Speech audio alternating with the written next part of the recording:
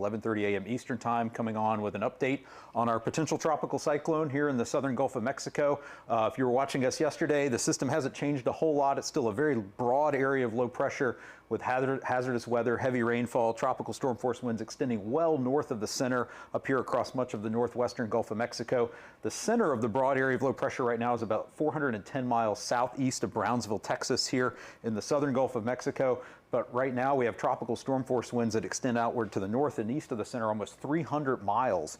And the center right now is moving off to the north at about 7 miles per hour. And we're expecting a more northwestward motion to develop over the next 24 to 36 hours. It's going to bring all of this heavy weather into much of the coast of Texas over the next day or two. And so we're still mostly very concerned about the heavy rainfall, and you can also see here on the radar imagery that heavy rainfall occurring over portions of Louisiana, and then out here over the northwestern Gulf. That rainfall is going to be moving in towards the upper Texas coast, southwestern Louisiana as we go through the next 12 to 24 hours, and then spread inland across much of South Texas as we go through the day on Wednesday and Thursday.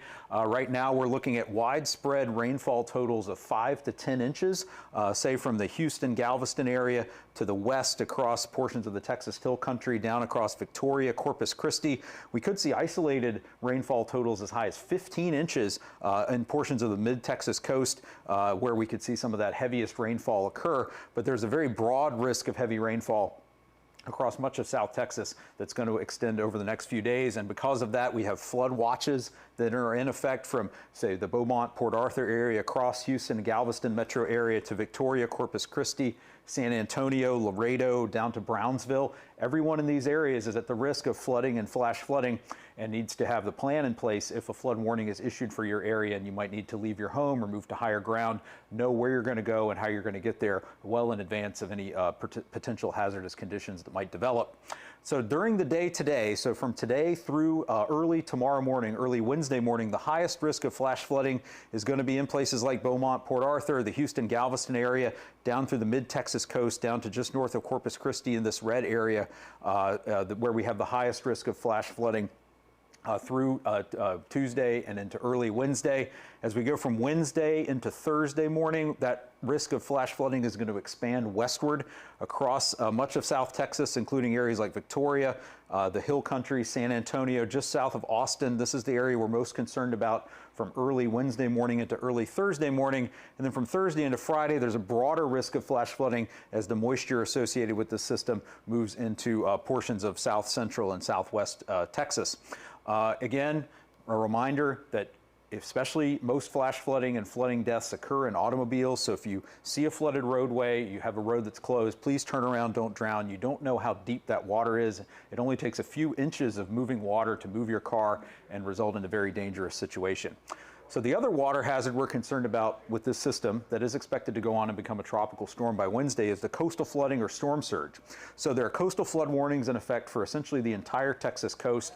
We're looking at the potential of 1 to 3 feet of inundation from Sabine Pass in southwest Louisiana over to the Vermilion-Cameron Parish line, and then south of Sargent down to all the way to the mouth of the Rio Grande. But we're most concerned about this area here in Galveston Bay and from Sargent to Sabine Pass, where we're having this consistent onshore flow of wind that's going to occur and pile water into the Galveston Bay area over the next couple of days.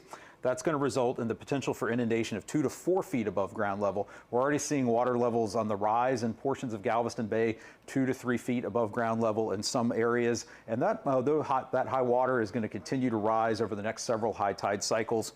And we have those coastal flood watches and warnings in place for much of the Texas coast. And onto the wind hazard side, we talked about how big the wind field is with this system. That wind field is expected to grow with time as the system is forecast to become a tropical storm by Wednesday morning. Strengthen a little bit. We could see the peak winds get up to, say, 45 or 50 miles per hour as the system makes landfall here in northern Mexico by Wednesday evening. But again, don't pay too much attention to the track of the center. Those hazardous conditions, wind and rain and coastal flooding, are going to occur hundreds of miles to the north. And you see we have tropical storm warnings in place for northeastern Mexico and the coast of Texas all the way up to Port O'Connor. And you can see those tropical storm warnings in effect for places like Brownsville, Corpus Christi, up to the Port O'Connor area. So again, multiple hazards are going to be in play over the next several days with this system that is expected to go on and become a tropical storm. One thing I want to point out that we've rolling out experimentally this season are products in Spanish. Our public advisory and our tropical cyclone discussion are now available in Spanish on hurricanes.gov. This is a look at our web page. You can get to the public advisory in Spanish by clicking here. It's got all the watch warning information, the information about the hazards, the rainfall, the storm surge, coastal flooding, and the tropical storm force winds. So please check that information out on hurricanes.gov. You can also get additional local information at your local National Weather Service office by going to weather.gov. And please pay attention to any advice or direction you're given by your local emergency officials as we go through the next couple of days here. Please stay safe and stay tuned for more information from here at the National Hurricane Center. I'm Mike Brennan.